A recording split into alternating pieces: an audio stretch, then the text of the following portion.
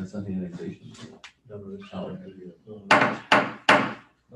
It is 6:30. I would like to call the Board of Aldermen meeting for December the 3rd to order.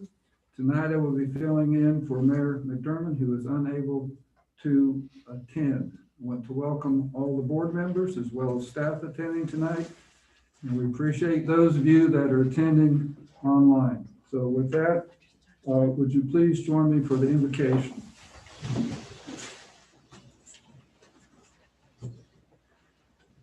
We gather to make decisions for our community. May we use only our best skills and judgment, keeping ourselves impartial and neutral as we consider the merits and pitfalls of each matter that is placed before us. And as always, act in accordance with what is best for our community and our fellow citizens.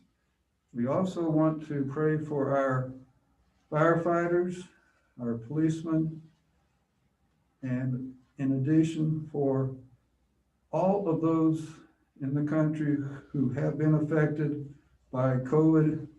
We trust the future will bring a solution to this terrible pandemic. Amen. I would like to ask Chief Sword to lead us in the Pledge of Allegiance. Chief? I pledge allegiance to the flag of the United States of America, to the republic for which it stands, one nation, under God, indivisible, with liberty and justice for all. Thank you. Be seated. Good job, Chief. All right, our first order of business tonight is the approval of the agenda. Do I have a motion for approval of the agenda? Before we go, I would like to make a recommendation for an addition. Okay. And I'd like to recommend that we add a closed session to consult with the town attorney regarding a contractual issue. Okay. Any other additions Or subtractions? or subtractions? I think we need to remove under item 9, the town financial policy. I don't think that the resolutions are ready at this time, so I would ask that we strike that from the Okay. agenda. All right, so we will strike the, under continuing business, the town financial policy. Any other adjustments to the agenda? I'll make the motion that we approve the agenda as modified. Is there a second? All in favor? Aye. It's unanimous. Okay. That brings us to the manager report. Manager Gil, right? Yeah, well, the manager's report that was in your packet is the same as that which was published on the website and Facebook this week. Aren't an awful lot of changes except under the revetment. I had mentioned that there were some legal issues or a threat of a suit involved there. The gentleman who would have been threatening that suit has passed away. I assume that the issue will also go away, so perhaps next week we can contact the engineer and get that back on track. The dredge project, I communicated with some of you, but the dredge is now in place. They're working on the piping and they expect to begin pumping sand onto the north end within the next 10 days or so. So that'll start. And I believe sometime later we'll go over the Florence project, which is on a delay because of FEMA wanting to do a historical and environmental review of the project before they will assure us that they'll reimburse us for the costs as we go along. So anything else? Are we happy to answer any questions? Any questions for Manager Gilbright? Mine was going to be on the FEMA. Okay, thank you. Okay.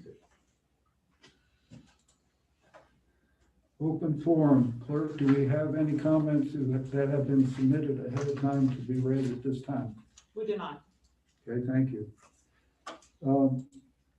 Public presentations. I didn't check to see if we have Fran Way online. Fran, Yes. can you hear us, Fran?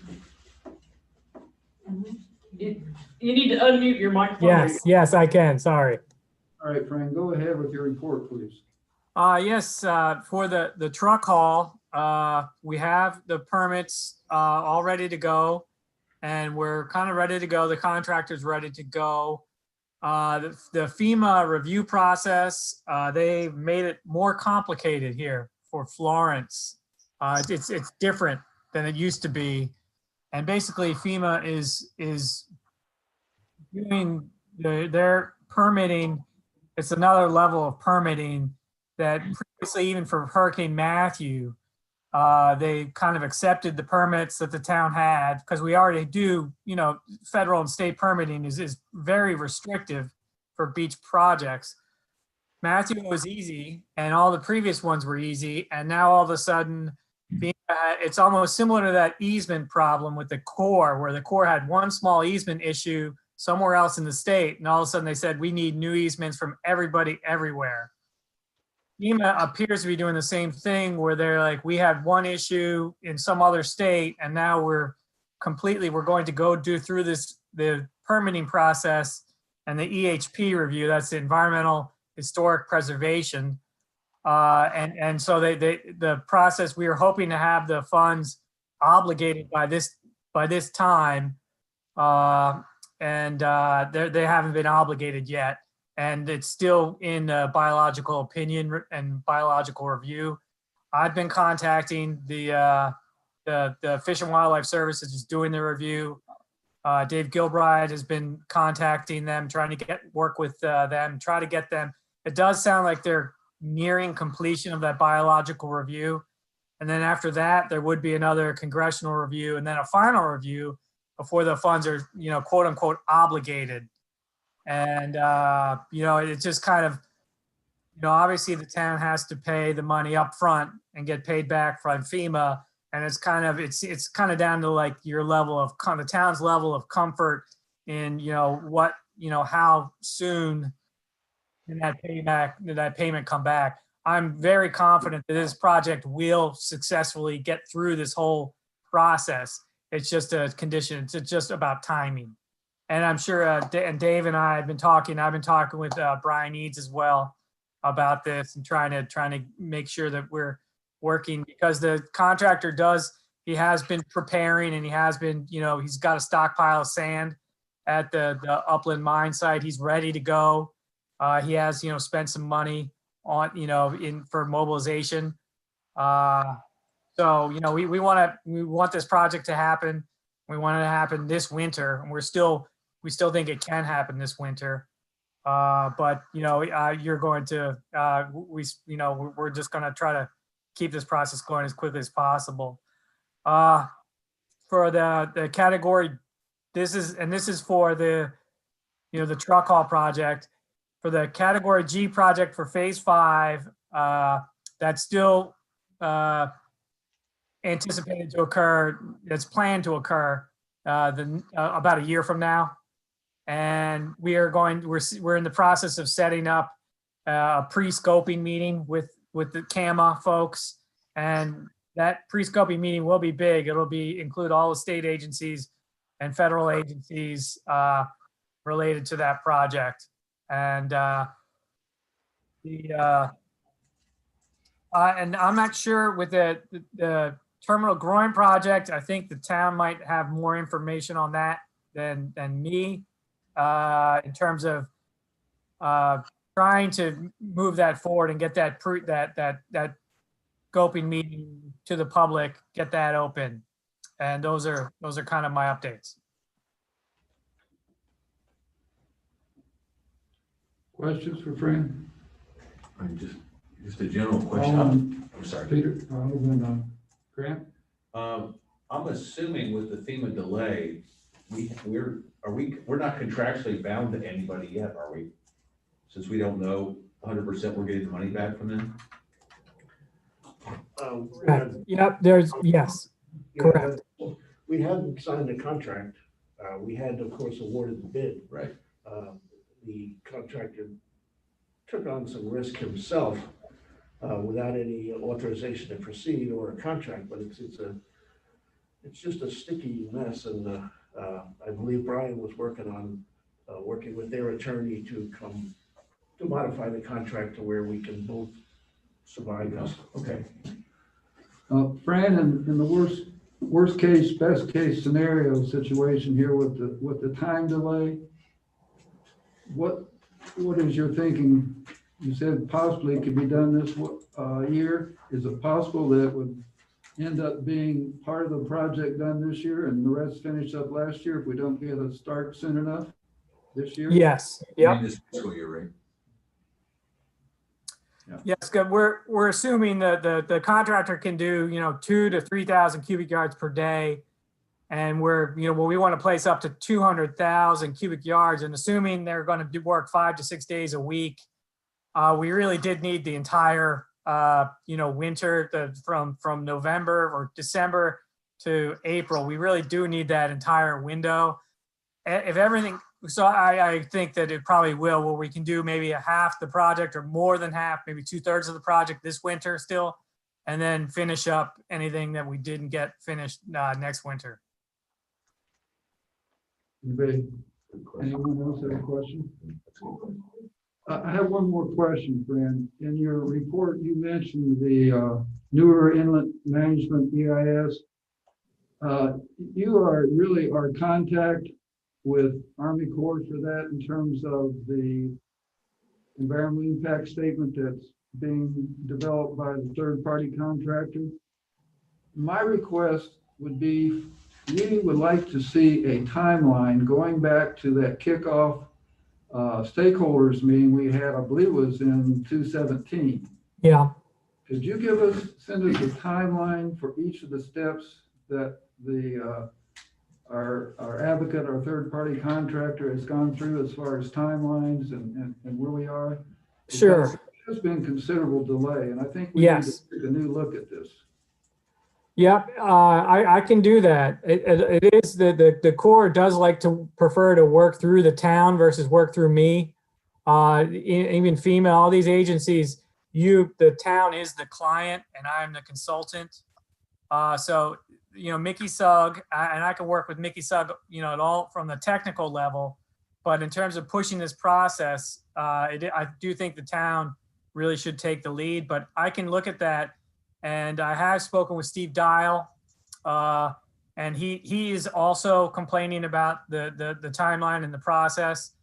And unfortunately, this is completely the Corps' the Corps controls the timeline, the Corps controls the process, and it's difficult to get them.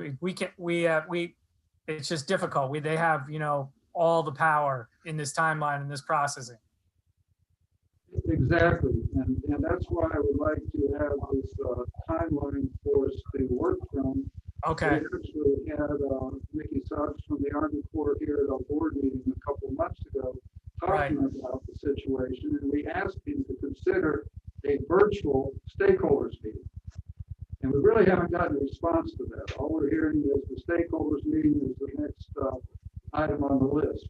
So I think we have the timeline, and it's up to those of us in the town to talk directly with the Corps to see if we can't get past this seemingly roadblock where every other organization that I know has figured out a way to work virtually around issues such as government regulations and so forth. So we would appreciate that timeline. Sure. I can do that. Yeah, but I know it's sort of in a rough sort of way, but. Yep.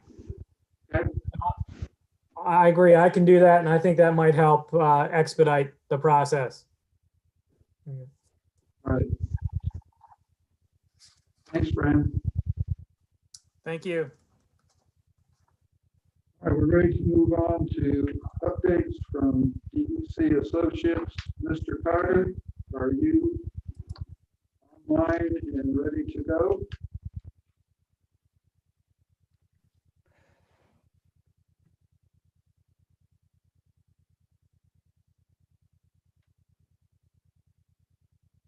All right, Mr. Carter, we see you, but your mic is muted. How about now? There you go. Perfect, perfect. We can hear you fine. This is almost too technologically sophisticated for me, but I try. Mr. Mayor Pro Tempore, thank you for the opportunity to be back tonight. Could I make a comment related to something that Fran was talking about just before we start into our conversation about alternatives? Would that be okay? With respect to the FEMA project, we have spoken to David, to the town manager, to the finance director, and basically they understand, just as we all do, the difficulty of dealing with the FEMA grant projects. In fact, the various FEMA projects in the last several years is what has diminished or drawn down the fund balance in the beach fund so that we weren't able to prepay any of the FEMA loan. And so we created 2 or 3 years ago, Andrew did, and he's on with us, I believe. We created a process for Nags Head, who had one of these grants, storm grants. We created a process so that essentially you could create a loan for this. I believe we discussed this with you in a small fashion in an earlier meeting. And so I sort of have 2 recommendations or thoughts for you. First and foremost, I would not sign a contract to do the work unless that contract were contingent upon the receipt of FEMA money. Because otherwise you're obligated. And then once we get FEMA's sign off and we get the letter from the state that the money has been deposited for FEMA, then we'll be bringing y'all sometime, just as soon as we can get this data, a lending alternative that will not require you to put your money up anymore. And for the last 25% of the FEMA expenditures that they hold back on you, or on us, I should say, and don't reimburse us until the end, none of that will come out of your fund balance, and it will allow us to move forward with making payments and doing other things. So I just say to you, I think there's a way to make this easier for y'all, but we do need to get FEMA sign off as a way to get all that done. Okay? Can I jump in there with your comment? Mr. Carter suggested regarding the loan that prompted us to go to FEMA and try to get assurance that we were going to be repaid. It's a specific document that says that the project is going ahead. And that was in fact how Caitlin found out that the environmental and historical review was going to be done. That was the first we heard of that process having to be taken at all. So we were in fact exploring what Mr. Carter had suggested as far as the loan. Very good. Okay, very good. Thank you. Okay, Mr. Carter. Good. Mr. Mayor Pro Tempore, we presented to the board, I believe in the last meeting, the 3 alternative areas that we were talking about with respect to repayment for the core project. And then we sent back additional data today or yesterday that added the 2 other alternatives that Mr. Mayor Pro Tempore, I believe, addressed some of the issues you had raised. And so we're here tonight to answer questions on what we discussed with you in the last meeting. We'll let Andrew spend a minute or 2 to describe the data that's been provided, the new data that's been provided. But I'd like to just put some context forward, if that's all right with you, about steps in this process and decisions that need to be made so that we can move forward with the local government commission. I have provided these in writing just, I believe, yesterday by email to the staff and to the mayor, and I can provide them to all of you, or they can at the right time. So I'd just like to go down a few decision points that will have to be made, and I included them, I believe, in the order they properly have to be made in. All right. Number 1, we're going to have to make a decision before we can go to the local government commission, and that I think needs to be fairly soon, given that we have other projects that we want to get funding for. We're going to have to first and foremost decide if there's going to be townwide and MSD levies as the tax portion of the funding. And in the last meeting, there was some considerable discussion about this. And so first and foremost, we have to make a decision will there or will there not be townwide? And will there be MSD? And then number two, we have to make a decision on how the MSD operates. Will there be two, which is Soundside and Beachside? Or will there be one? That's also been on the table, which is one of the things we're going to discuss in a minute. And then two, or as a sub part of that, what percentage, if there is more than one zone, what percentage will be allocated between the two? And then we need, because in our last meeting, we discussed with you that we think when we go to the local government commission, while an all tax alternative, they're going to ask to see, we also advocated on your behalf that we take them the two other alternatives that we see. One, with new occupancy taxes and parking and taxes, the three revenues. And so if we take that alternative to show them, we need to make a basic decision of, are we going to take them 1%, 2%, or 3%? Because as you saw from our last graphics, this is beginning to look like a bowl of spaghetti. There's so many alternatives, it's just hard to figure out who's on first and who's on second. So we need, if we're going, once we take that first alternative with all three, we all just need to agree, are we going to take them 1, 2, or 3? Because that has an impact. And then we also need to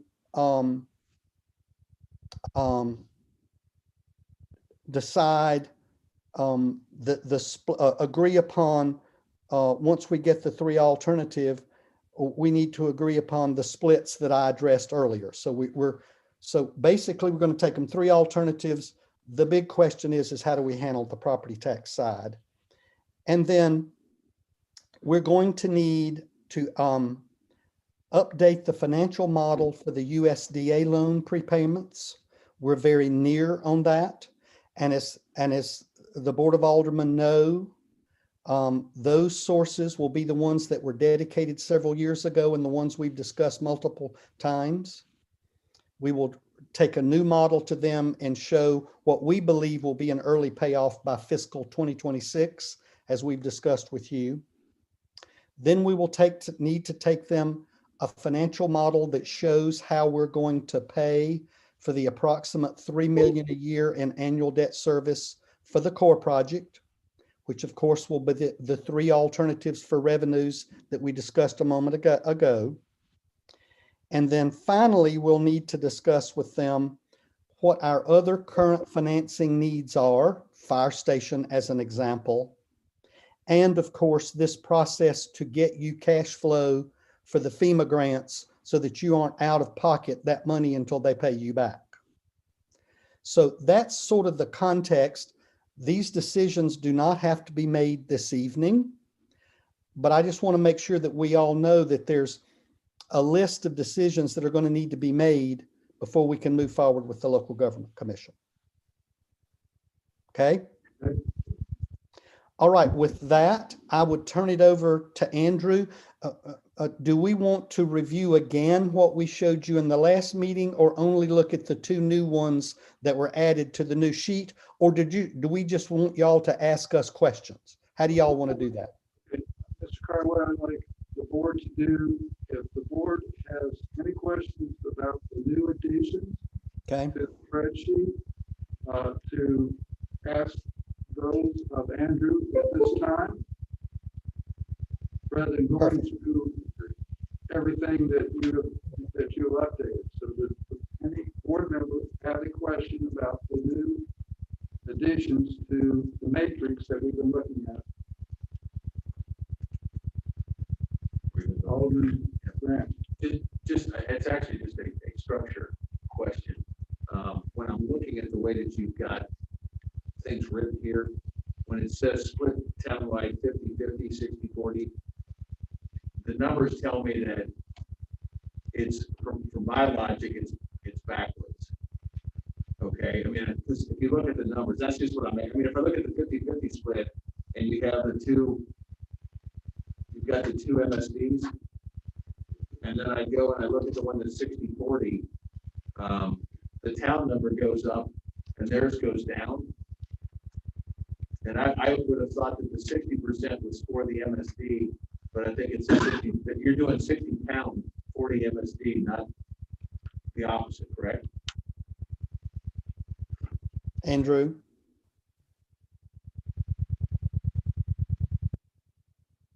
So that was the question that I had earlier. I was kind of backwards on it. Right? Because I mean, I think I understand what they're doing now, but maybe Andrew can. I think I understand it. All I'm saying is that if I was looking at a split that said 70-30, I would think that 70 was going to the MSD and 30 was going to the town. And I think the way this is done is 70 is going to the town, and 30 is going to the MSD. Well, folks, That's there's, the way the numbers come out. right, folks, there's two sets of allocation. One is what portion of the tax need is going townwide and what portion to the MSD. And then the second set of percentages is the assumption of how do you split between the two MSDs, correct, Andrew? Yes. So yes, so when you look at 65-35 or 70-30 after phase 5 MSD, that is ocean side to sound side. And so when you have the split townwide, it is town to MSD. Right. So if I'm looking at split, I'm looking at cell 54, just to use that as an example. All right. It's saying phase 5 MSD, so that would be 65% for the ocean side, 35% for the sound side. And the split townwide would be 60 for the town and 40 for, right. I'm just saying, I thought the logic that we were looking at was, yeah, I don't care. That's the way the numbers look to me, but I just want everybody to understand that's the logic in this is. When we're looking at 60-40, that means the town's picking up 60, not the other way around. I thought we were looking the other way. It's fine. But I just want to make sure everybody understood the logic, because that was backwards logic for me. Not finding fault with what you did, but when you look at the numbers and how many pennies it comes out, it has to be that way, that the town's picking up the bigger split under 60-40. Right. And of course, Something that says it would be 30. If I'm looking at under cell 79, right? That tells me that the town's picking up 30 and they're picking up 7.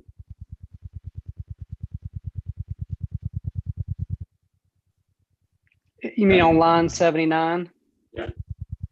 Line 79 would be ocean side at 70%, sound side at 30, and then that would be a flat 5 cents. That was some of the new scenarios y'all want to look at, a flat 5 and a flat 10.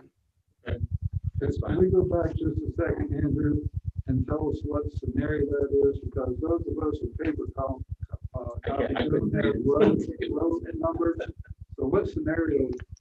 It's under scenario, the one I'm looking at is scenario 4. This is just to look at the numbers. If you look at 4D or 4F. 4D or 4F? Yeah, if you see 170-30, 130-70, you'll see when you look at how much is needed town-wide, you understand the question I'm asking. Because if you look at 4D, all right, town-wide would need 17 cents. But if you look at 4F, the town only needs 7 cents. And what I'm saying is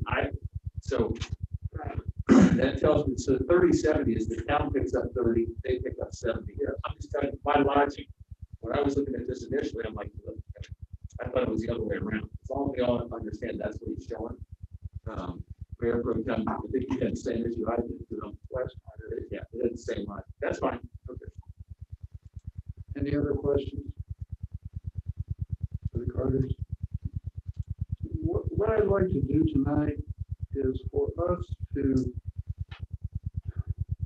discuss just what Mr. Carter asked us to do. Are we going to have a municipal service district? We're going to have one municipal service district or two? Are we going to have a split between municipal service district townwide?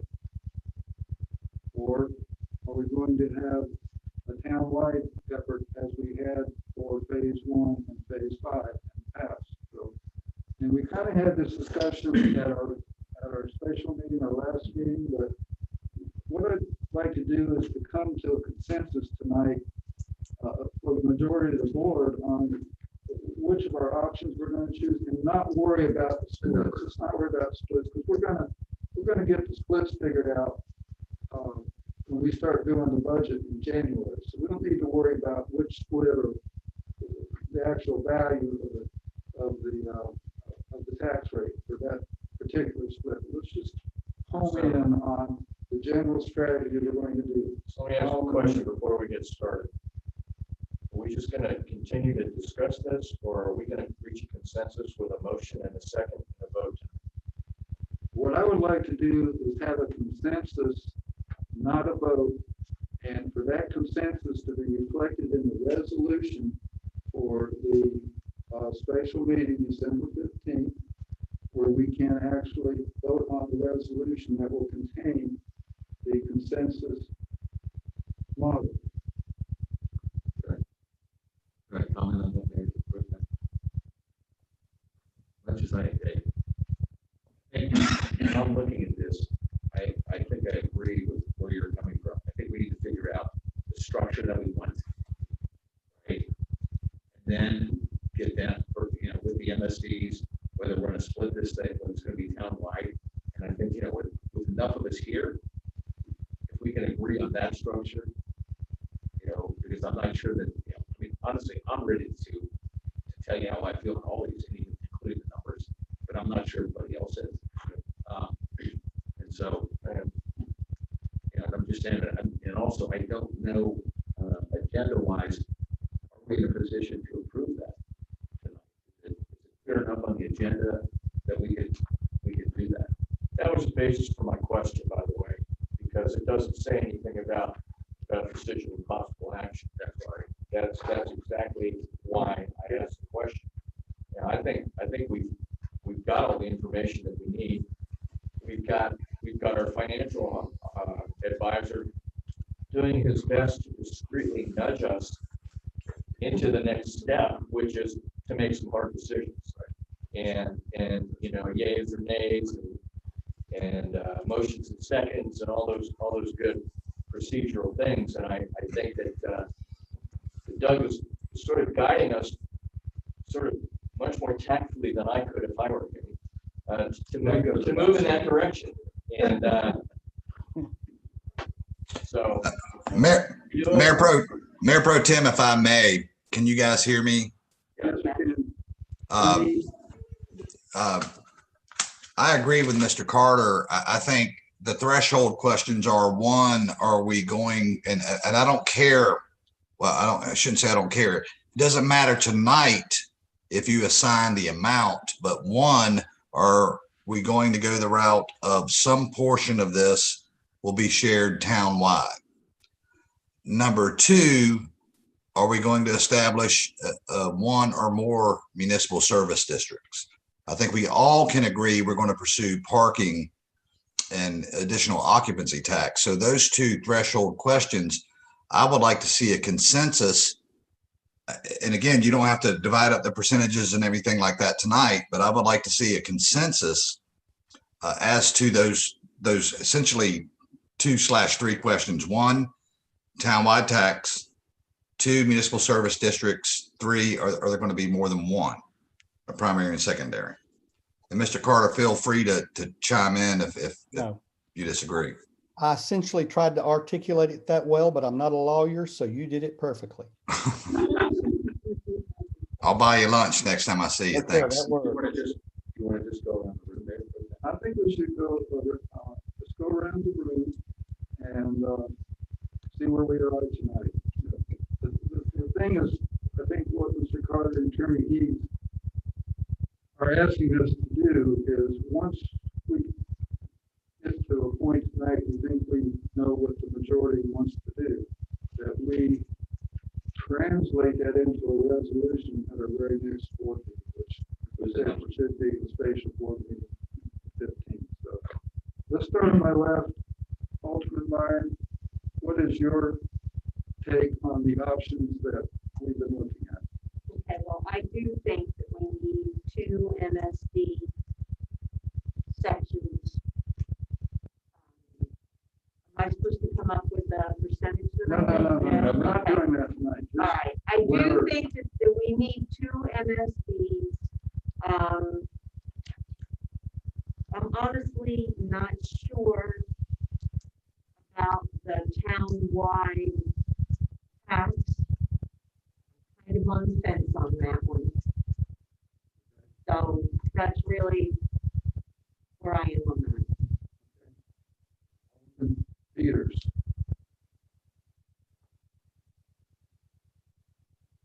We really do not have a specific one in mind, and I guess my thought is, buyers, I certainly have reservations about the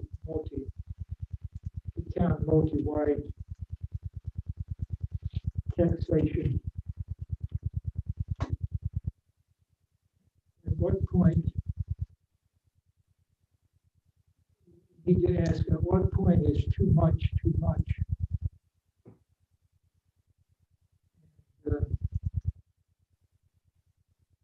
I'm afraid we're at that point. What is your opinion about having municipal service district? Well, You said that you're concerned about taxes town-wide.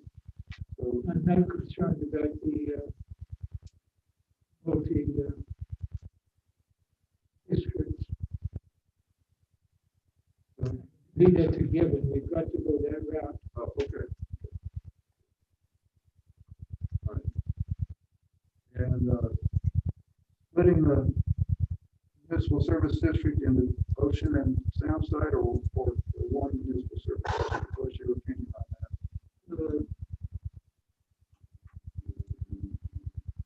We've got to go both routes. Okay. Okay.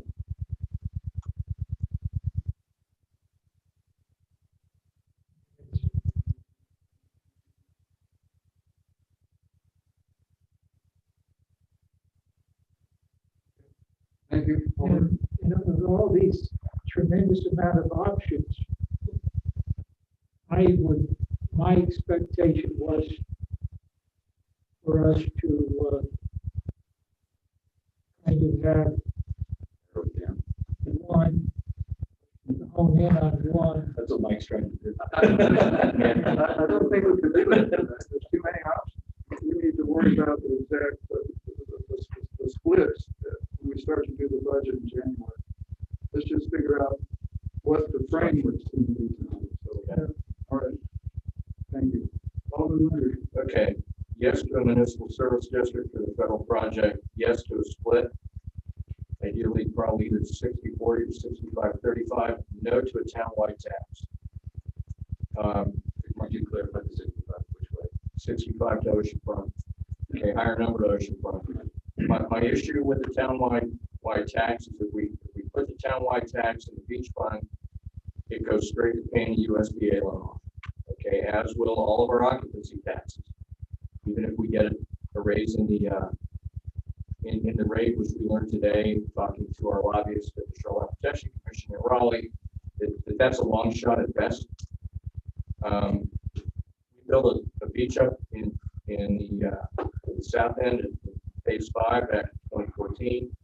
We're still paying for that.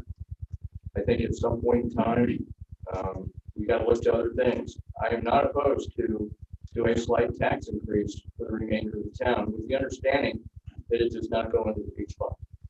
It needs to go into the general fund or somewhere where we can shepherd that money and put it into an account that is going to do things for capital improvements. That's where I want to see it go. Because right now, between the USDA loan, the occupancy tax that we get, the parking that we're talking about trying to get, all this other stuff, everything's going to phase 5. Everything's going to that almost 4 miles of the southern end of town. We're not like Surf City, where this is a project that is going to enhance our entire town's shoreline. We're not like Surf City. This is an area of town that we've already nourished once. We've already restored once. I've had people who live in phases 2, 3, and 4 ask me the question that I know you've had asked: when's it going to be our turn? I don't have an answer for it. We've got to look at what is best for the entire team.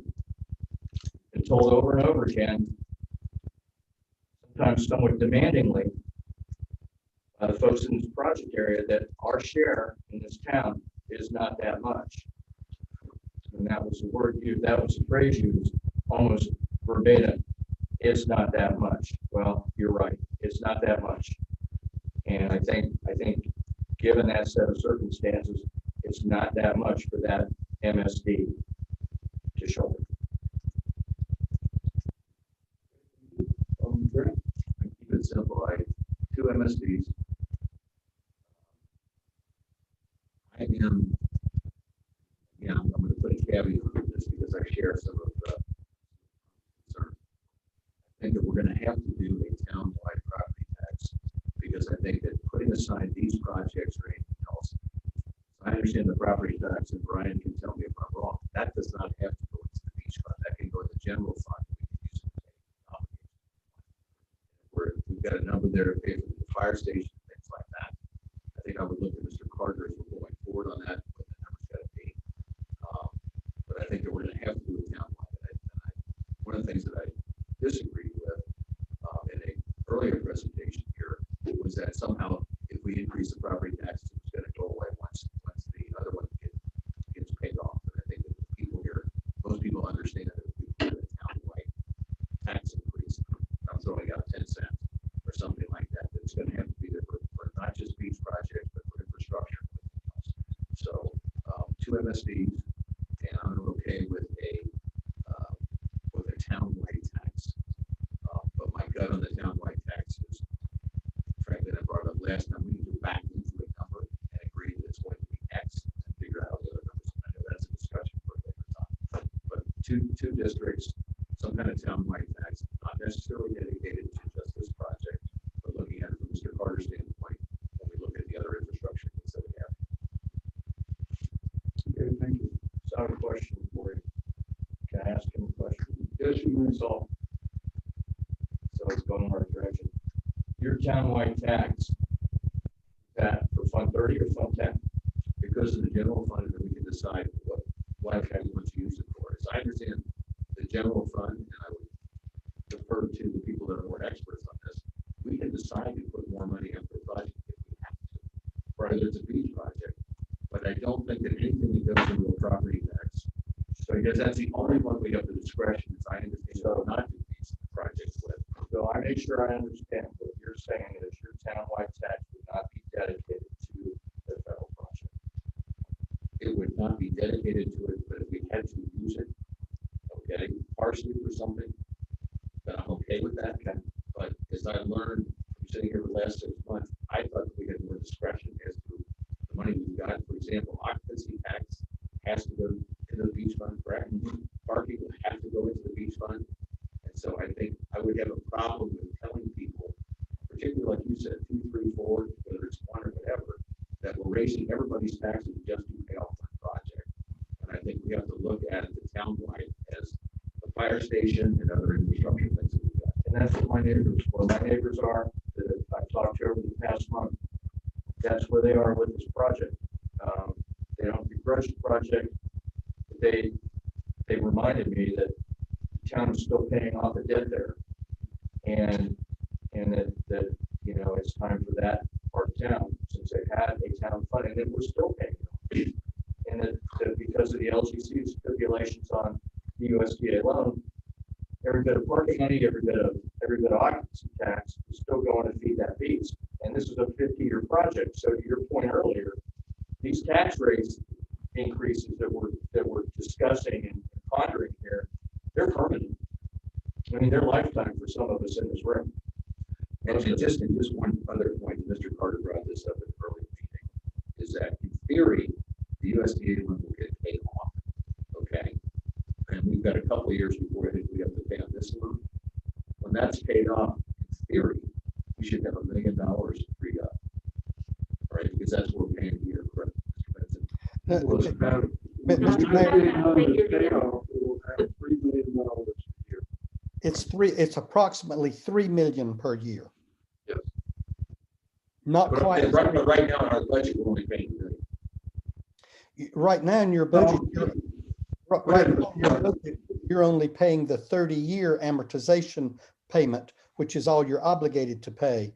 What we had shown the LGC earlier and have seen to you, the way you could pay it off early is because you were generating more revenue in that fund than you needed for the 30-year debt service. But, I guess what I'm saying is you're missing my point. When I'm looking at just cash flow right now. All right, forget that we've got money there. I'm just looking at the town revenues about $7 million, and $1 million of that $7 million right now is going to pay that off. I'm not talking about how we pay it off, where we've got excess funds. No, it's all going to pay it off because the $3 million, we were obligated to put about $900,000 a year into the sinking fund. So we got up to $4.5 million. We're also obligated $90,000 a year to add up for 10 years to make a 1-year payment of $900,000. So all the money in Fund 30 right now is dedicated to paying off the U.S. state fund. And that will continue until the fund is paid off. Mr. Carter said it would occur in about 2026. Correct? Yes, sir. We don't have money free up at that point. Mr. Yeah, Carter? I just want to make sure we all understand this. We started out with 15 pennies in taxes. That has now been lowered because of a reval to something in the 12 range, I'm told. Those pennies have to stay dedicated to the payoff of the USDA loan. We also had occupancy taxes and other revenues that at that time, and based on what we see now, is about $3 million.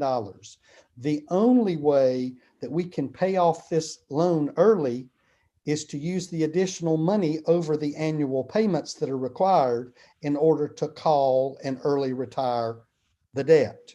And in our calculation of it being between 25, either your fiscal 25 or fiscal 26, is assuming all of the current revenue would go towards this. That's why I have consistently, and Andrew have shown you, the core project is totally new money because you can't use any of this money for the core project.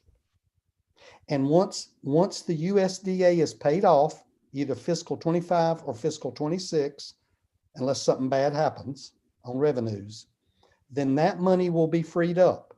There's the over 12 pennies that were levied to go in there. That's no longer paying USDA.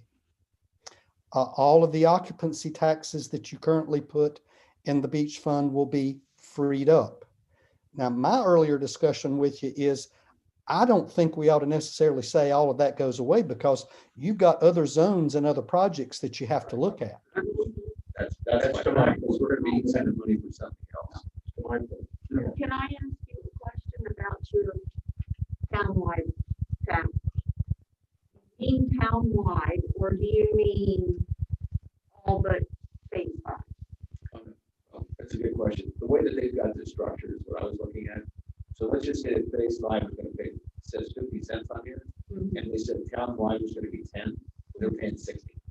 Okay, that's what I was thinking, Yes. but there was some talk that we would just charge the rest of the town, but you're gonna benefit from a new firehouse and everything too. So what they're saying is Actually, townwide means everybody. Everybody, and then right, I know what it means, but I wanted to know that that's what you meant. clarification. Okay. All right, thank you. Okay, I'll go ahead and give my position, then I will come back and we're going to go back around again. As I've stated before, my position is that the federal project should be a town-wide project only, not a municipal service district. Because we have done phase 1 and phase 5 as a town-wide project, so we are changing our future strategy for doing projects by instituting municipal service districts. And let me tell you where my thinking is going on this and how this could be a real dilemma in the future. We were talking earlier in the meeting about the work on the hardened structure project, and let's just assume that eventually the Army Corps will approve that hardened structure and that it costs $10 million. Well, as I'm going to report later on in the Alderman's report, the Coastal Resources Commission is probably going to adopt the revised inlet hazard areas that have been proposed. And so if we're thinking that we're going to create a municipal service district just for the inlet hazard area where the hardened structure is going to be protecting the property that is on the ocean side, then we're going to have a very few property owners facing a bill as much as $10 million. So I think that's my thinking long-term, why we need to be doing everything on town-wide, because our town does not have a uniform distribution of property from one end to the other. If you look at some of these other coastal towns, you know, it's almost from the air overhead, now it's almost like sardine cans packed right next to one another. So it's fair to divide up different sections of the town because there's basically the same amount of property tax revenue coming from the section. Okay, so that's my position. Now I'm going to come back and I'm going to challenge Alderman Leonard and Alderman Grant, because we are considering the matrix that the Carters have prepared for us, and that town-wide portion is intended solely for the federal project. So if you gentlemen are saying that you would consider using a town-wide increase for capital improvements, then I would say that you are at the same time saying you are not in favor of a town-wide increase for the federal project. Correct me if I'm wrong. No, that's absolutely. I'm not in favor of townwide increase for the federal project. I'll go on record as saying that. Okay. It's not what my neighbors want. It's not what the town residents outside of the Phase 5 area who have called me, have spoken with me, and grabbed me upside the head and food line, have said that they want. And we've got to look at the whole town and not just the federal project area. It's less than 4 miles from our town. Okay, I'll agree. Okay, two things that I would address that I don't agree with what you said. If you had come to me and said we're doing a townwide project and it wasn't $14 million in debt on the same exact place that this is going into, so now we're going to be incurring $30 million in 1/3 of the town, then I would probably buy into the project and saying, hey, you're right, townwide. I think the distinction in this is, look, I don't live in 1, I don't live in 5, but if I'm up and we're looking at the $10 million up there, the argument up there is going to be, yeah, but we don't have $14 million in debt sitting in one right now. All right. And so when I look at that, you know, to me, it's a fairness thing. And I understand that, you know, the arguments about, well, you know, it's tempting. I get all that. And I'm not saying that this is necessarily a precedent for how we will handle things in the future. And I think without the $14 million sitting there, I'd be more able to do that. Addressing the 10-cent town-wide thing, my position on giving a town-wide tax is very simple. Okay, and that is we're going to need a tax increase, all right, to pay for whatever. I think that to go back, and I heard this more anecdotally, that we said we have told people that we will take this money and apply it to that project. What I'm saying is I understand how we have to allocate money. The property tax is the only revenue we've got that we have the right to allocate how we want. And so if we do a town-wide thing, and as I understand what you just said, Mr. Carter said, once the USP loan rolls out, okay, we won't need all of the money that we're raising here, okay, to do that. All right. I don't think we'll be building a powerhouse a year from now. I mean, I hope that we start something like that. Once that money frees up, we'll have enough money in the beach fund that this money can be used for whatever other projects we need. And so when I'm talking about, you know, saying that I don't like the idea of saying we're going to raise property taxes only because we have to do this project. What I'm saying is that I think given where we are with the projects that we've kicked down the road, the firehouse and the things we've got going on in this town. And also Mr. Carter brought up something in the reevaluation. We had 15 cents, now we've got 12. Every time we do something, I mean, one of the things that I did not understand is I assumed that, and I've seen some people posting this, that, oh, the town's revenues must be going out because my value of my house went up. And that's not what's been happening. The town revenues are flat. Okay, which means instead of getting 15 cents, as he said, we're getting 12. All right, and as long as we keep doing that, all right, then we're not even going to be able to cover our expenses. So anyway, all I'm saying is on a town-wide tax, I don't want to dedicate it to anything except what the town and this group decides to do with that money.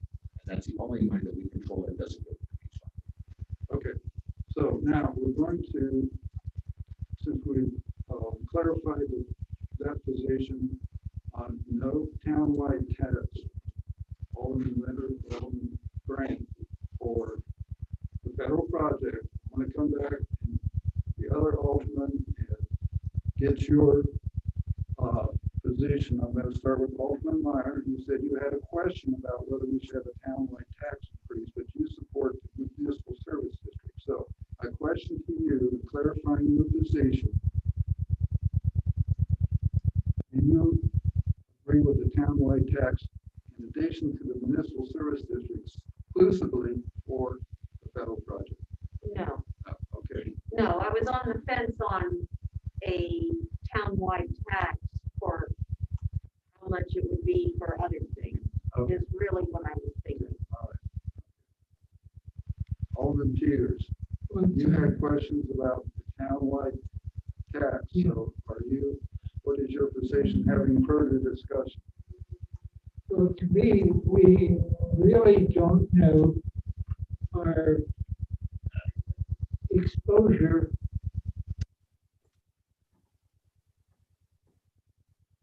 during that entire period, either minimum or maximum. And I think that needs to be thoroughly brought out, more so than what we have right now. Okay. On the question of townwide tax being a part of the federal project, in addition to the municipal service district, what is your position on that question? What is my position on the distribution of it? Should there be, part of the federal project, should there be a townwide component? Or should it be simply a municipal service district paying the full cost increase in taxes we're going to have for the federal project? Mike, I'm not totally clear on your question.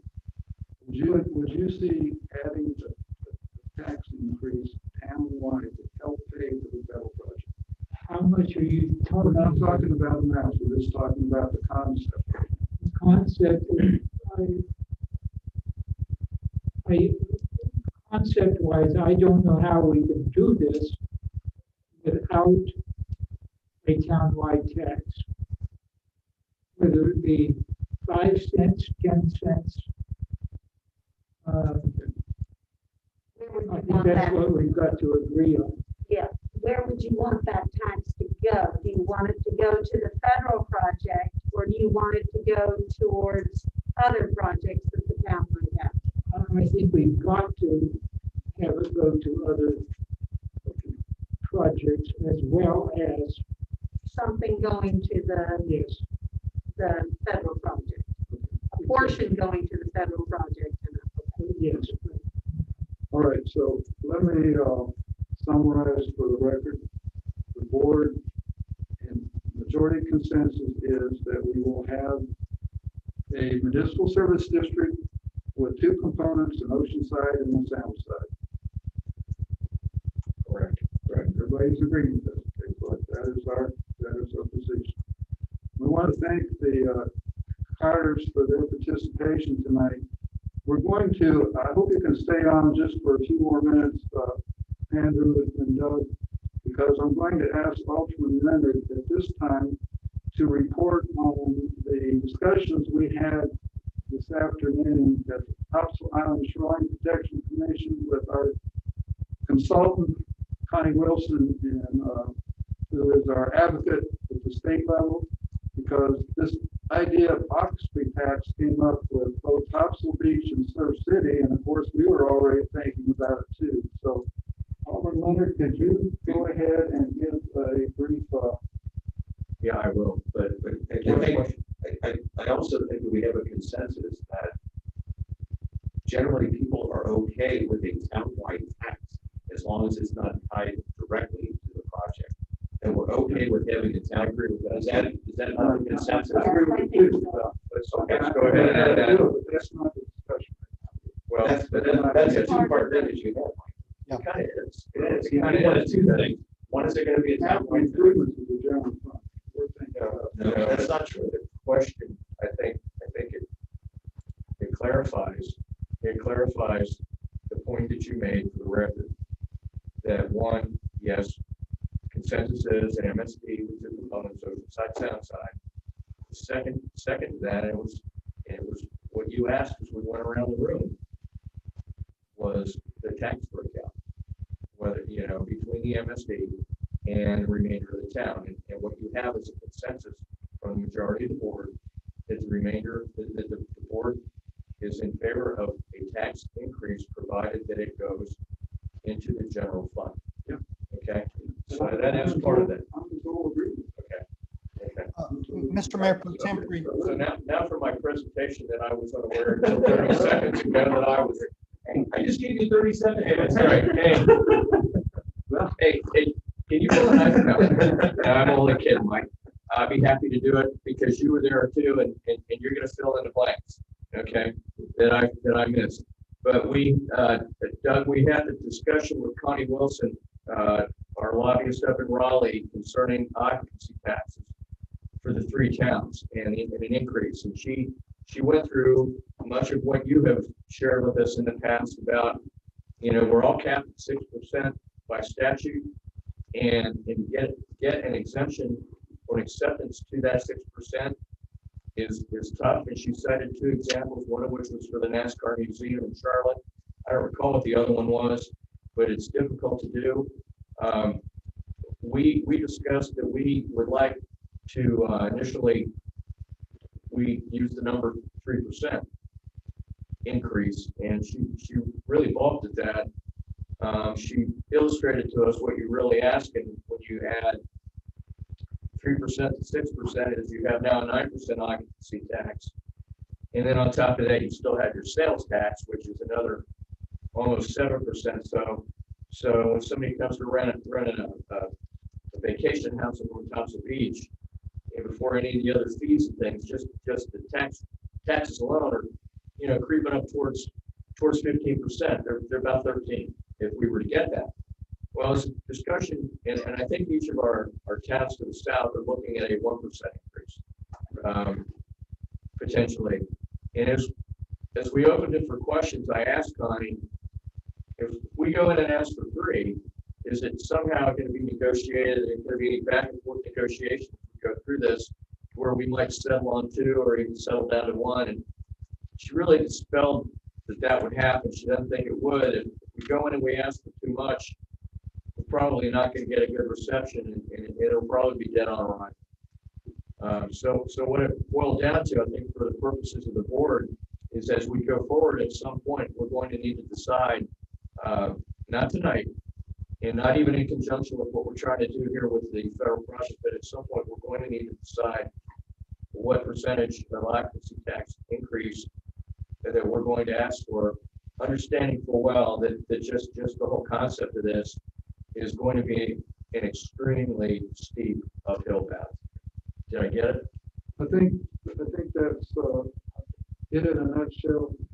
I think the message was also that we need to get in at the ground level. There is the new legislature will start January 3rd or whatever. No, I forget. First week of January in London, and we need to begin to have our ducks in a row with our local representatives, senators, and representatives in the House in Raleigh to support our ideas. So I think my take on this, we need as a town for our quote unquote lobbying group to visit very soon with our newly elected and continuing representatives from our district in Raleigh, so that they are aware of what we're trying to do and why, and get their support.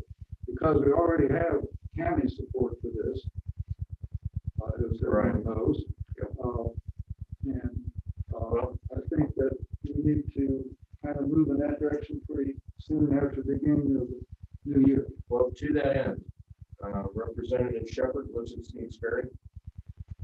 Okay, and Representative Lazar lives in Jacksonville.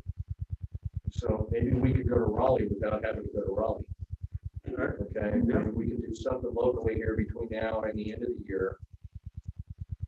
Even if it was a matter of having them come out to the beach and take a look. Yeah, I think that's, This one, especially, I think we need to do that. especially for the representative.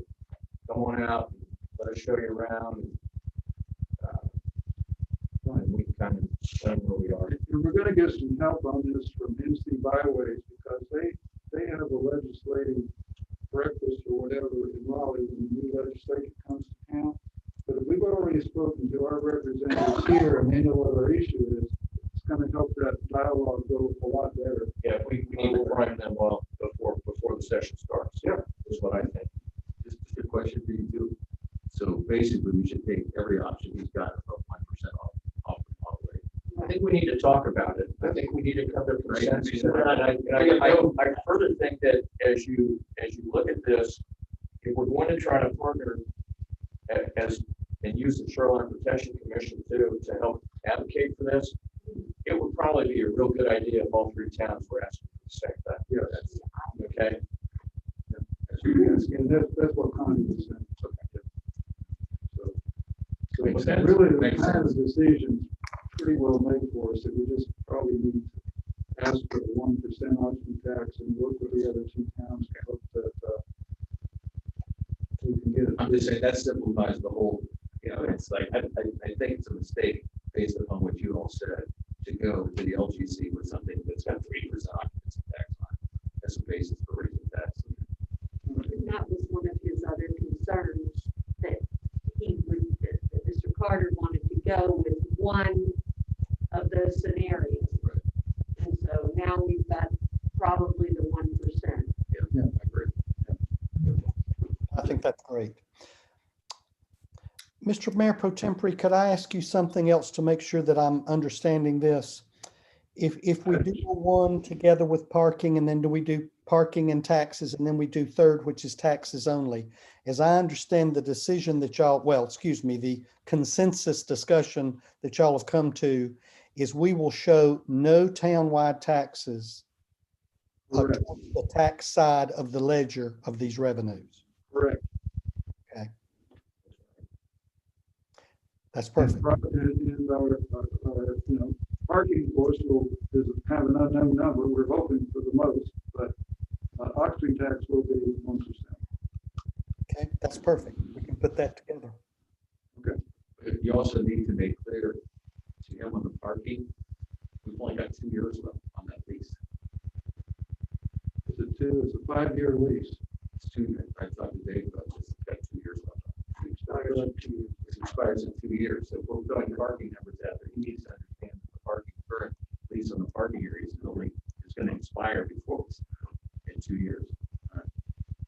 So we have the option, I think, after, when our parking lease expires, we have the option to re-up that same lease for another 5 years, I believe. Is that correct, Manager? Yeah, I'm not sure. I'll double check. I think we do have an option to re-up. That will be that. I think we do. Is there Does the attorney a know? clause in there where it says that they can Agreed. raise the rent whatever percent? A lot of times rental agreements have like a, We've been basically just paying the taxes on that property to the owners. Yeah, Okay. right.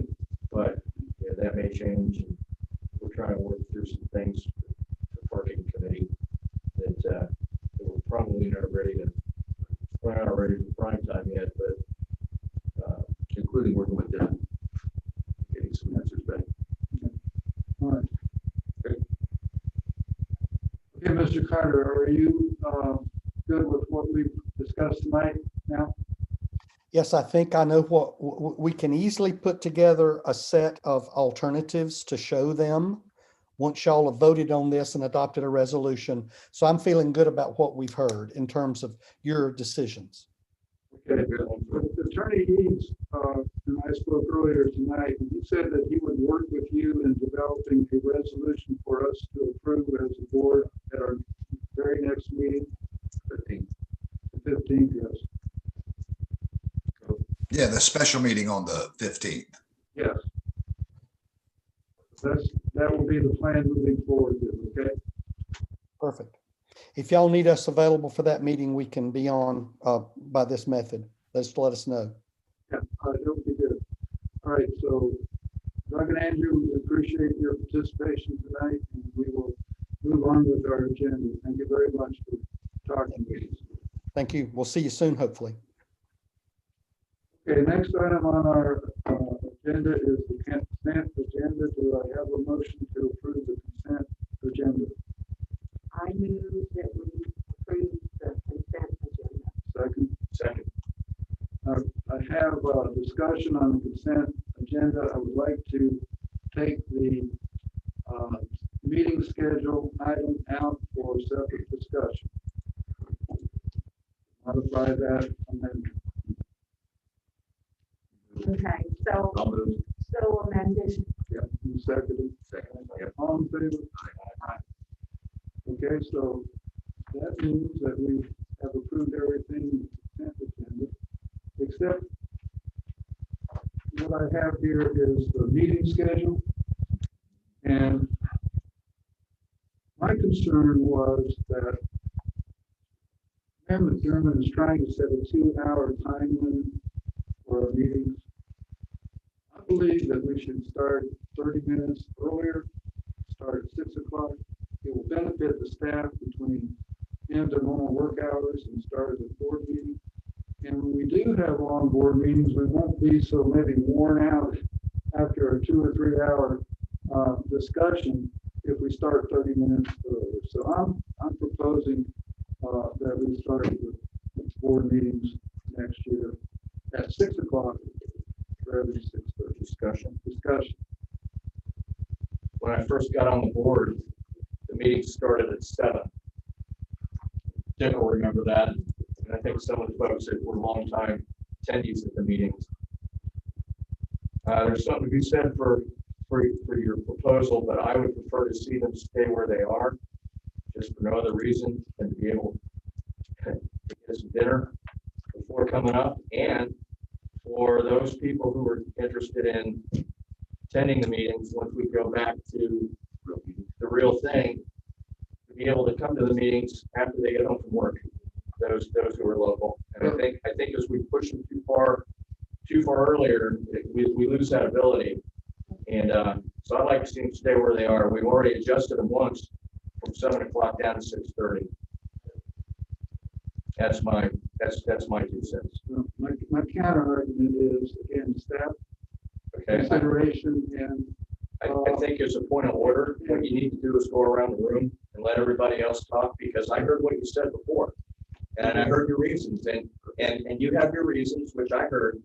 I've got new batteries in these things, and I've got mine, and now it's everybody else's turn, Mayor Pro Tem. I personally have an issue to get here at 6 most of the time, because I take care of my granddaughter on Thursday. So it's hard for me to get here in the early.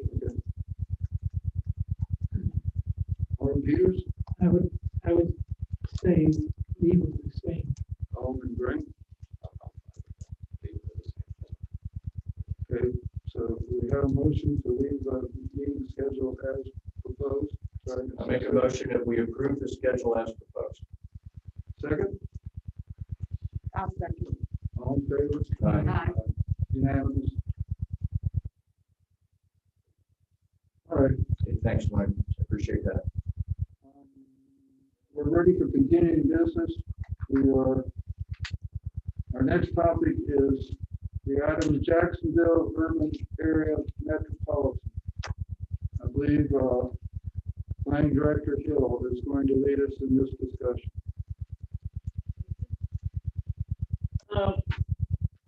Jacksonville,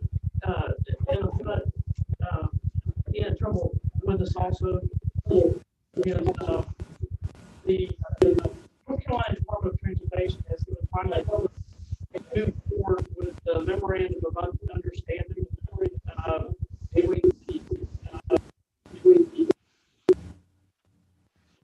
Someone needs to use their microphone.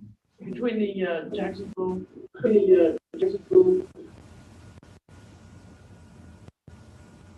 That might be me. Yes. I'm juggling all sorry, that was distracting too. I apologize. The Department of Transportation has given approval for Jacksonville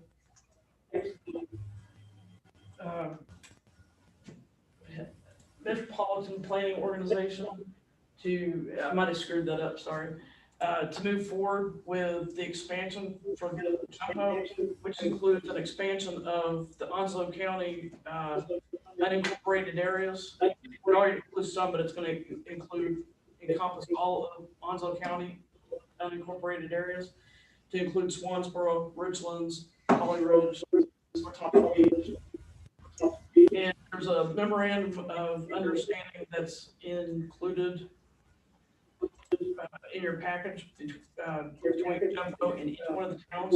Particularly North Thompson Beach is what we're looking at. But tonight, what we're asking is that I move the resolution that authorizes the mayor. Sorry. Which is so magnetic.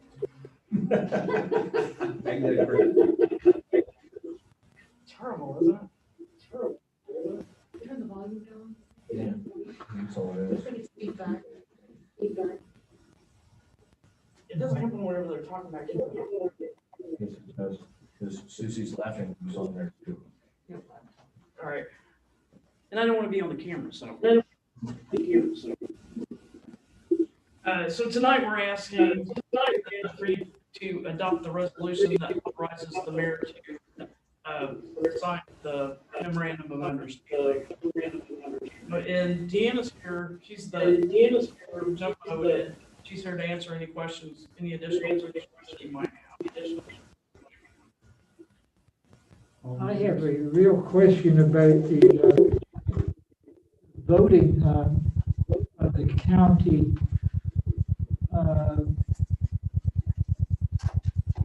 members.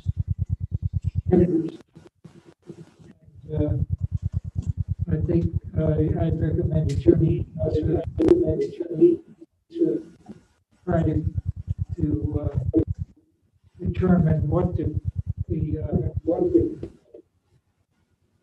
method of voting of those county members is.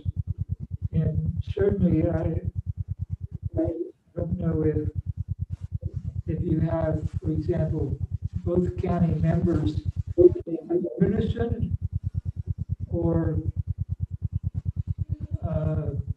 independently voting, and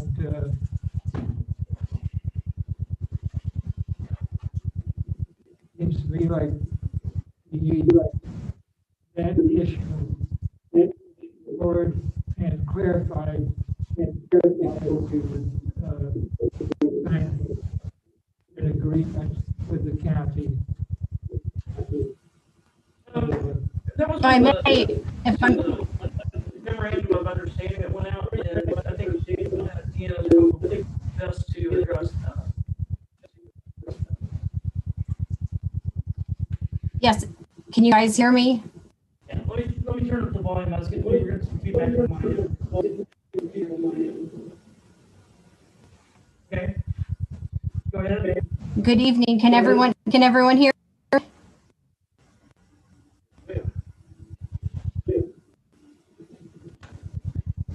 I'm sorry, was that a yes? Yes. Yes. Oh, okay. Good evening, and thank you for the opportunity to address this evening. You may or may not recall, a year ago, we came and addressed the Board of Aldermen about the possibility of joining the Jacksonville NPO. And it's been quite some time, and not everybody might remember exactly what we do and the benefits we bring for the county. So I'd like to quickly just kind of give you a brief overview of the MPO, and then I'll address the question about the voting membership for both our Transportation Advisory Committee as well as the Technical Coordinating Committee.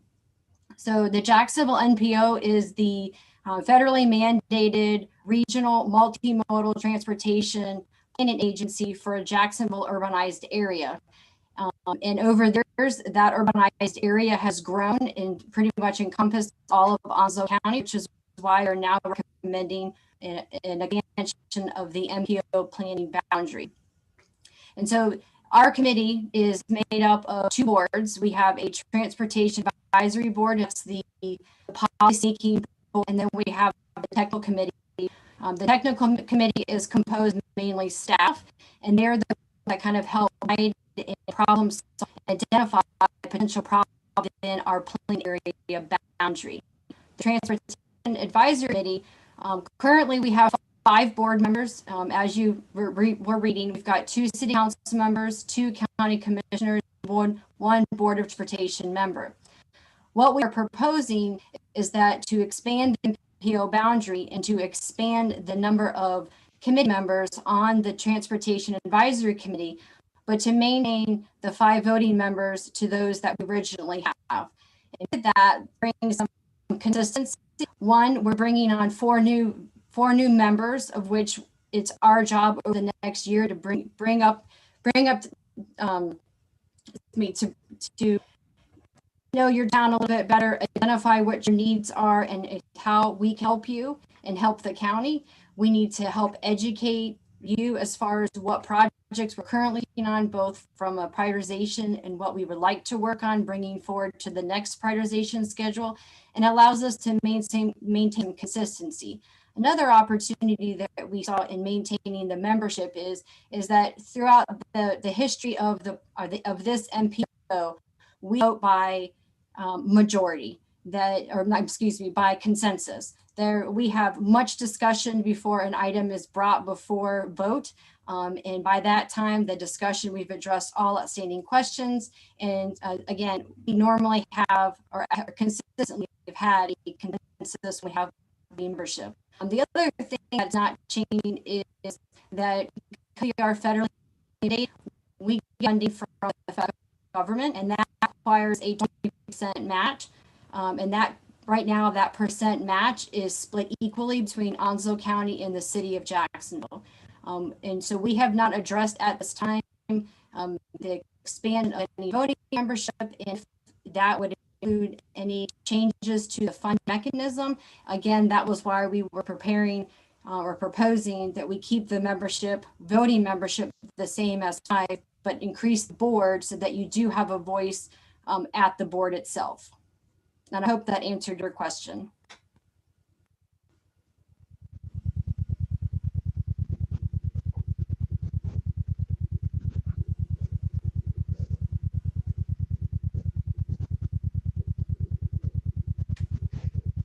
Yep, I have a question. What is the advantage and obligation of being part of this planning organization? It was a brief sheet that was included in the brief sheet that went back out in the second time, and I think that it outlined the advantages. One of the most obvious ones, or to me is the most obvious, is that when we were with the county's RPO, the rural planning organization, it was a much broader pond. If you were a smaller village and a much larger village, with us being in a more concentrated urban MPO for the city of Jacksonville, I think that it's easier for us to have priorities in common and projects in common and have that partnership to where that not a small fish in a large pond, that we're all in partnership with the county and moving projects forward. Would you agree with that, Deanna? You agree with that, Deanna? Yes. Okay, just to follow up on, I'd agree with what he asked too. If this organization makes the decision, are we bound by it? Like today, what I'm asking, I thought that's what you're asking. If we join an organization, the organization says X, we want to go Y. Are we bound by the decision of that organization? Like legally, or is it just? I'm just trying to understand. Yeah. I thought that's what Mike was asking. Yeah, Dan, if you go back, Does that change the legal situation? Dan, can you go back and explain the difference between the tenant and the voting, the two committees, The two boards. yes. And let me clarify. So although we are a regional planning organization, your town is responsible for any plan development that is within your core limits. What we focus on are the larger projects that mainly DOT is focused on. So that would be like road widening, new road alignment, bridges, sidewalks. And so again, we would do, we proposing is technical coordinating committee, identify a problem, maybe you see something in your area, and you would ask for some help to say, we have this problem, how do we address the problem, and how do we get NCDOT to make those improvements if possible at their expense? And so we work together, and actually, Mr. Dave and I had worked together on another project even before you are considering joining our membership. We're an extension staff or town staff to you. And so any decision that's made that is within the in your area that you would be at the table, and there is a decision that we're at the point where maybe you're not, you don't agree with something, that we're not going to go forward with it as a group. Again, board thing by consensus. What I'm asking is, We're an advocacy group that is speaking on your behalf. is that correct? It doesn't usurp the town. It does not usurp what, it does not usurp what the council do is, what the Mr. Green do. It's more of a cooperative than Yes. a decision-making body, right? Let me ask that question another way. Yeah, Dan, did you hear that question? Really, even though I've got a really, like your signal is like 4 or 5 bars. So it's like your audio is incredible. Your audio is so it's very difficult, I think. So it's very fascinating. Are you having difficulty hearing us? Yes. Okay. Maybe she turns the video off.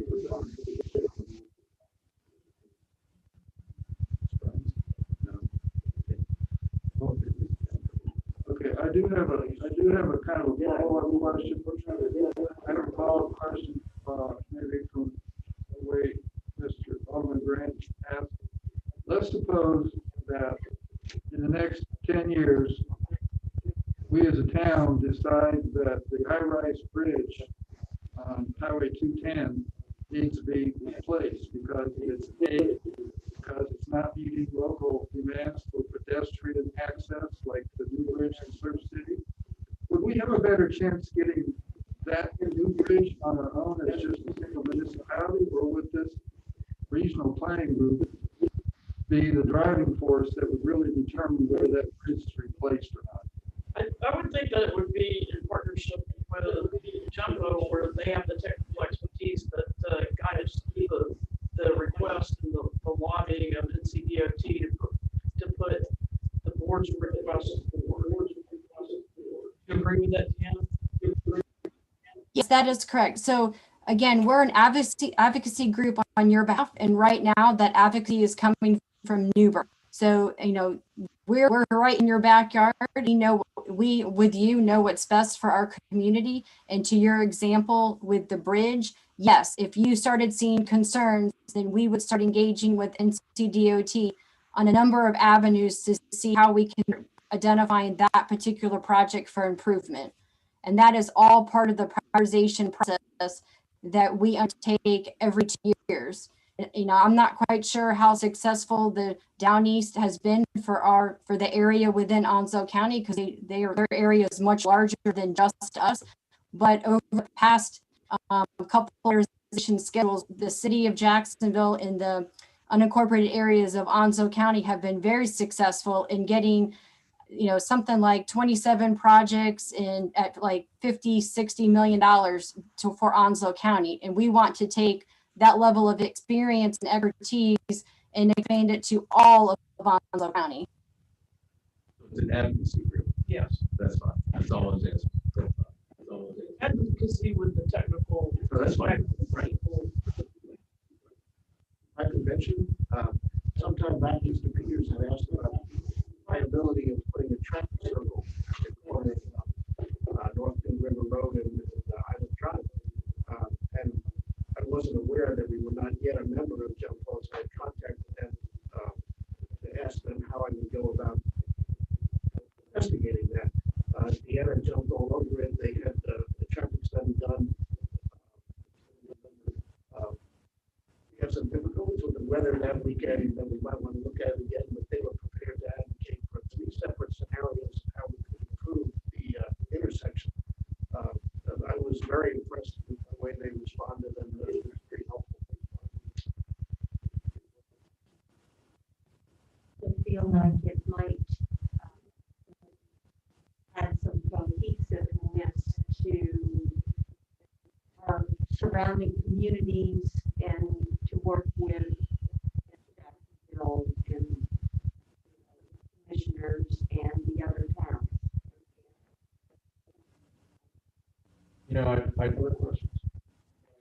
I'd like this a lot better if the voting structure of the TAC was such that the Holly Ridge Town Council person, the Richmond Alderman person, Swansboro Board of Commissioners individual, and the North Thompson Beach Aldermen were also voting members of the TAC reviewing this.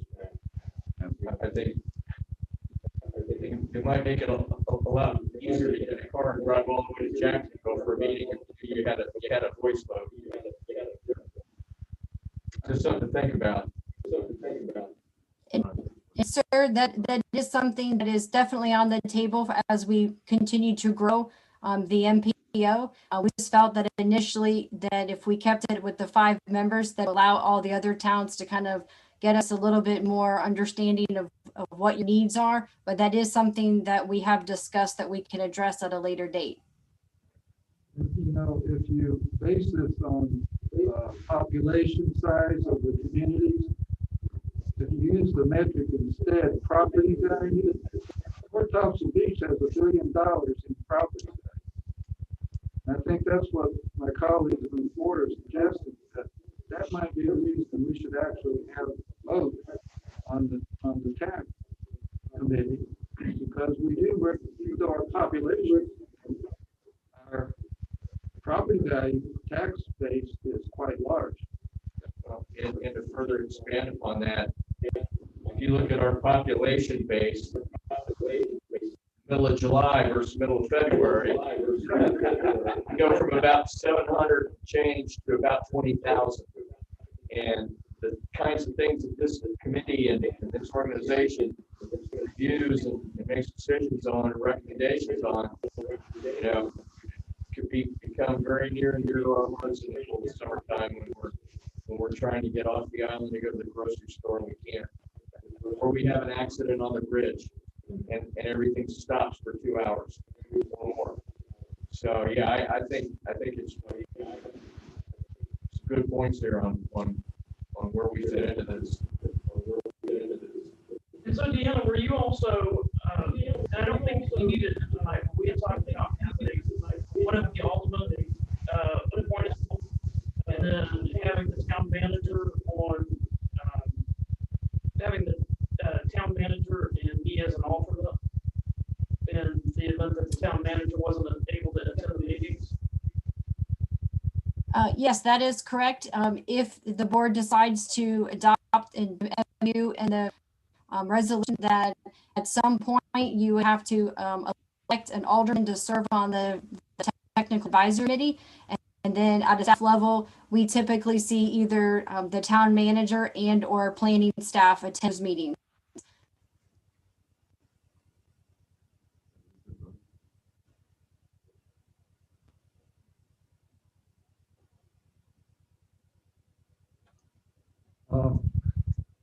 I have two items. The first question I want to ask, I wonder what step away from you for just a minute, and I want to ask our town attorney. He is listening right now, because I remember a year or two ago, you described a situation in the Wilmington Jumbo area where a lawsuit was filed, I believe, and it obligated all the entities to a big settlement agreement. Can you review for the board that situation, if you remember what I'm asking you about? I do, but I'm getting like horrible feedback. It's very hard to follow this. But there's some litigation regarding some of the DOT plans out in Hampstead with the Wilmington MPO. And the state has now taken the position that if the Wilmington MPO itself gets found liable for damages, that the state has no obligation to indemnify or pay those damages. They also have taken the position that they are not legally required to pay legal fees to defend suits against the WMPO. However, they continue as of today to pay those legal defenses. You know, the MAP Act litigation, I think, has changed things. With respect to this particular MOU, it looks like there's a 60-day kick out. And to the extent that a transportation plan or otherwise plan is passed, and we're required to enforce it in our jurisdiction. Can you guys hear this feedback, or is it just me? Yeah. I feel like I'm going insane. I was having the same problem. But to the extent, in light of the MAP Act litigation and the things that have progressed over the last few years, I don't think there will be an issue if we take the position that a particular plan that was adopted would constitute a taking, and therefore we cannot impose it upon someone seeking some sort of zoning approval or permit, absent, a condemnation action or paying fair market value for that. I don't think there'll be an issue. And if there was an issue, we give our 60-day notice, and by the time, 60 days is relatively quick. I mean, can you, it's like a boomerang. Can you guys hear this? Trying to figure it out, so just hold a second. Let's figure it out. There we go. Okay. Attorney, I don't know how much of that you guys feedbacks or lack of feedback's better now. I don't know how much of that the board. No, it's back. It's feedback again. Long story short, I think that these MPOs understand the significance of the MAP Act litigation. This particular MOU has a 60-day termination period. I would like to see the town to have a vote, and I understand that that's something that is it Treble? How do you say your last name, ma'am? Is it Treble? Treble. As I understand from Ms. Treble that they may be looking that way down the road. But in my opinion, this particular MOU as amended is pretty innocuous. Yeah, I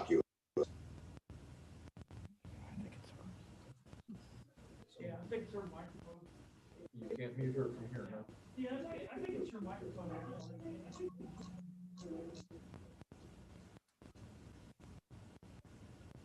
And just I wasn't getting this type of feedback earlier, like when the cars were on the phone. So If something's changed since then, I don't know, but it was normal. Okay, Brian, go ahead now. We muted Mrs. Trimble's phone. Mike, go ahead. Well, I was saying that, there's been some significant MAP Act litigation. There's some litigation right now with the WMPO. I understand that that may be close to being concluded. There are issues as to whether the state would indemnify the Wilmington MPO if they were judged liable for damages. Most of those lawsuits, if not all of those lawsuits, although they name the WMPO as a party to the lawsuit, they're not seeking damages from them. So it's kind of irrelevant at that point, or at this point, what the state's position is as to that. However, they are named parties in the lawsuits and they have to defend themselves. Heretofore, the state's been providing defense counsel for them, but I believe there's some correspondence from the state saying that it is not their obligation to provide that defense. My concern that you were referring to, that I talked about, I believe it was back in January or whenever it was in the event that Jimpo was sued, we were members, and would it cost the town a pro rata share to defend that entity because we were members of it? It looks to me from what I'm looking at here, and I'm in particular, it's section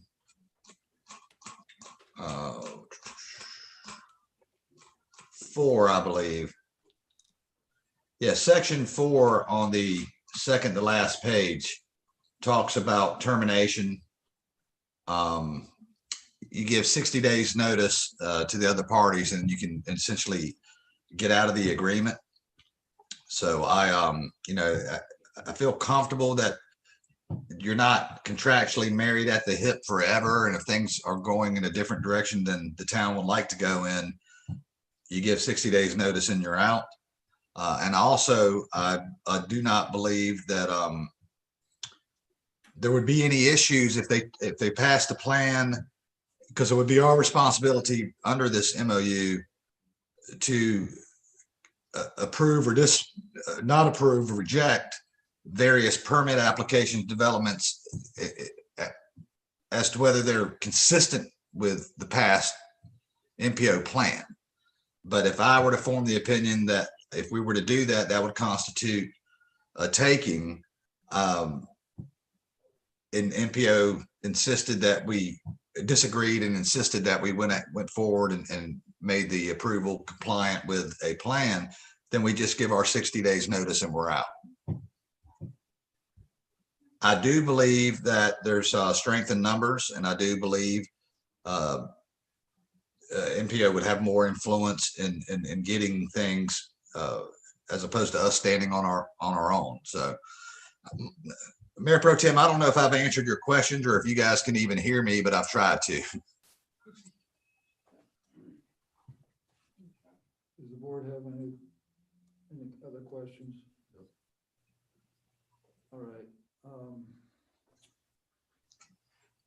Do we have a motion for the mayor to sign the agreement to join the Jumbo?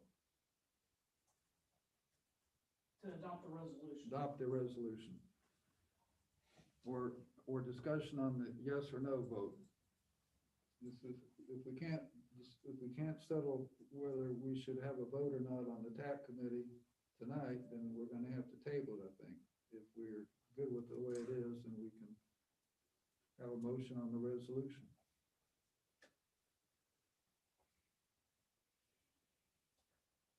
I'd like to see us have a vote on the tech committee, but I don't necessarily think that should preclude us from moving forward. So I'll make the motion. Is there a second? I'll second. Clerk, call the Discussion. discussion. That's my biggest issue, is that we don't have a voice. Okay. That's, I mean, and looking at how the numbers are weighted to begin with in favor of the city and the county, and you've got these small municipalities that you're trying to bring in, bring into this fold, into this organization, it would stand to reason that everyone should have a voice. Okay, any other discussion? Clerk call roll, please. Alderman Meyer, No. Alderman Peters, No. Alderman Leonard, Yes. Alderman Grant, Yes. and last but not least, Mayor Pro Tem. Yes. Well, I'm glad you were the deciding vote. But I think for a representative that was here with us online, I think we need to really push to get members to be voting members. Right. Voting members. Because otherwise maybe short-lived with a 60-day. Okay. We're at the start of seeking approvals from all of the other member parties, and for successfully executing MU, then our hope is to start meeting with the towns the first part of the year, and you'll have presentation at the TAC board meeting, which is eventually be scheduled for March. I'll be sending out those invites as soon as I know who your representative to be. All right, thank you. Thank you very much. Thank you. Thank you. Okay. Where are we? You. North Carolina Coastal Community Resiliency. This item is on the agenda again this month. We had an introduction to this idea of applying for a grant program that's sponsored through the Office of Recovery, Resiliency and Recovery through Division of Coastal Management. India made the presentation to the board, as you'll recall, from last month. And we also heard discussion on this item at the Topsail Island Shoreline Protection Commission meeting this afternoon. As Surf City indicated, they are interested in joining this program, although it doesn't appear to be that we could have two communities joining together or not. Was difference of opinion on that, but I have not heard any discussion informally from any of my colleagues on the board whether they were in favor of moving forward with a grant application. And I might say at this point in time, we are starting to run out of time. The grant application is due January the 15th, I believe, and it would require a lot of work on the part of our planning director to answer all the questions on that application. So while I think resiliency is important and there are going to be funds available for this every year from now on, I think through the state and federal government, I think at this point we are just a little bit too late in trying to get the initial planning stages going here in town, and we should probably consider dropping the idea of applying this year with the idea we have more discussion and think about applying again next year. I'd like to have some discussion from the board on your feelings about the grant application process and what we should do. Alderman Grant? I support what you said. I think with everything going on right now, the timing of this thing, I think that it's something we should discuss further down the road. Yeah. Okay. There was a nice presentation at the Byways about this, and it is, you can link it. I'm sure you all got the email from is it Kathy? Kathleen, and the presentations are on there. Yeah. I personally would feel better. It seems like it's relatively new anyway, and I would feel better having more understanding about it anyway before we jumped into something. Other discussion? I agree. We've got enough on our plate right now. Let's push this off a bit. Okay, let's just, more or less table this for the year and we'll discuss it, as, things progress, later in 2021, okay? Everybody agree with that? Okay. Yes. All right, let's move on. Review of town hall bids, Manager Gilbert. Yeah, I have to apologize, I'm not running on all 8 cylinders lately. The bids that came in at the last meeting, we really seem to me we don't have much choice but to accept the bid and award it to the low bidder. But I neglected to bring any of the paperwork with me, so I don't know that you would be comfortable voting or if you'd rather I put something together for the special meeting. Could I add something, Mike?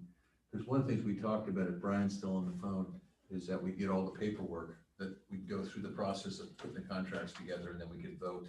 And so if we voted in the affirmative, then we can just execute and go forward. So with that commitment from you and Brian, that makes sense. Okay. All right, okay. So we'll do that. All right, thank you. All right, we're ready for the attorney's report. Attorney Eads. Uh-oh, he's muted. You're on mute, Brian. Sorry. No report. I wish everybody a Merry Christmas. And I apologize I couldn't be there in person tonight. I had a personal issue. I'll be there in January. Okay, thank you. Let's do the Alderman's report. We'll start with Alderman Grant. Just appreciate all the work the staff has done and wish everybody happy holidays. And for those people that tuned in, thank you for being patient with us during our meetings. Alderman. Thanks to the staff. Good hard work. Hey, Fire Chief, North End Fire Station looks great, all decorated and lit up for the holiday. Merry Christmas to everyone. You know, we're still working hard to try to do what's fair and what's right with this federal project. And we've got to look at the whole town. We've got to look at the whole town and not just the 4 miles of the southern end. And again, happy holidays to everyone. That concludes my report. Okay, thank you. Alderman Peters. I'd just like to say that to kind of recognize the incredible responsibility or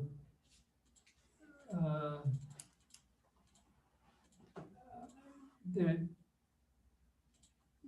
we are in, the position that we're in requires an incredible amount of goodwill and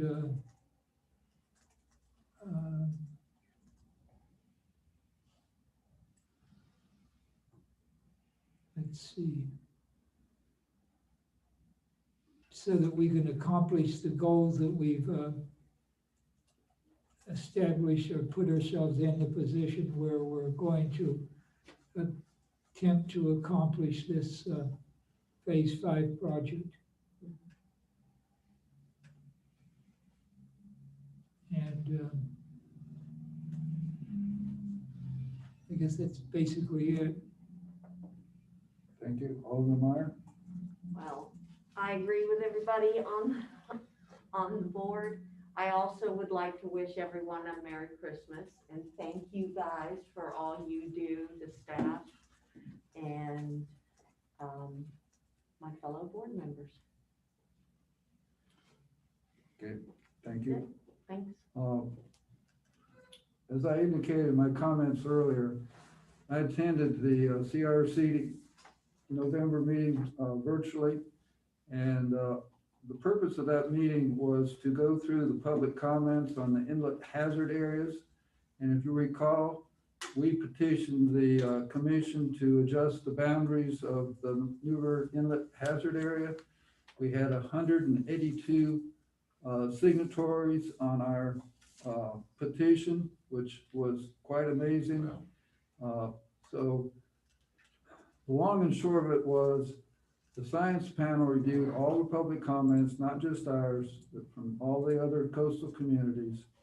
And basically what they came up with was that their proposal for the inlet hazard area remains the same as it was prior to the public comment period. So it's more than likely at the February meeting of the CRC, they will formally adopt the new inlet hazard areas. And if you recall for North Topsail Beach, what the big difference is that instead of using the erosion rates from the oceanfront area of environmental concern, they have established erosion rates in the inlet that range from 2 feet per year up to 8 or 10 feet per year as you move back into inlet. So these erosion rates, these new erosion rates are going to be used as, in the setback requirements. So it's going to be a big change for the future. However, the grandfathering provisions that were also questioned in the public comments, apparently the CRC is not going to change the grandfathering requirements that or provisions that they had in their proposal. So it's just a heads up that we're going to be under a new set of rules, and additional properties at the north end of the island are going to become part of that inlet hazard area. As my colleagues have indicated, we wish everybody happy holidays. Thank you for participating. Those of you that are tuned in, and with that, I will look for a motion to go to closed session. So, sorry. Second. All in favor? Aye. Okay. So what we're going to do is switch over from our Zoom meeting, and we will get the town attorney.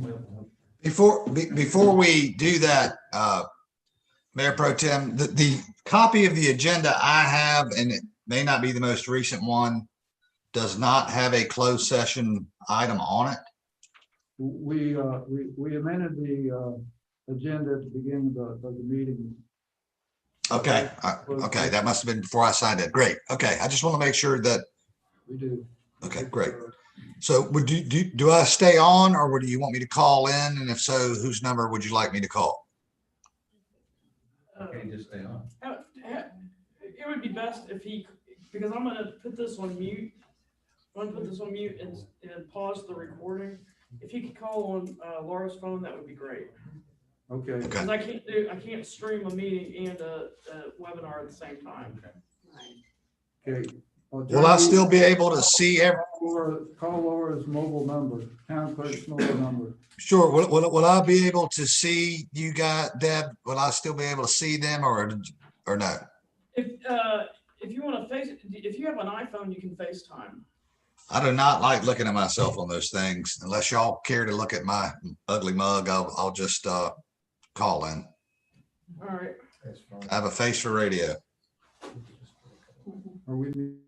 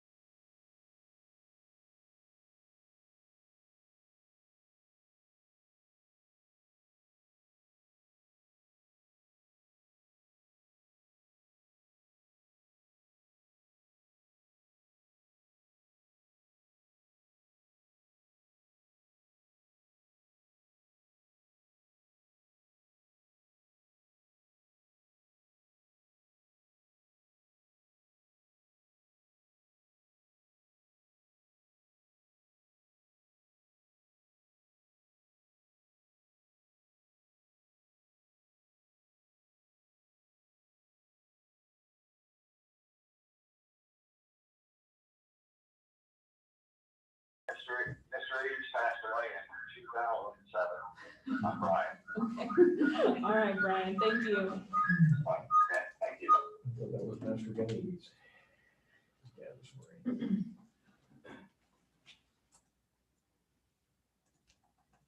You're old.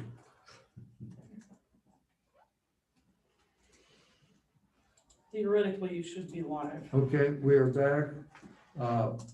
We come out of closed session. No action was taken in closed session. Our next item of business is adjournment. Do I have a motion for adjournment?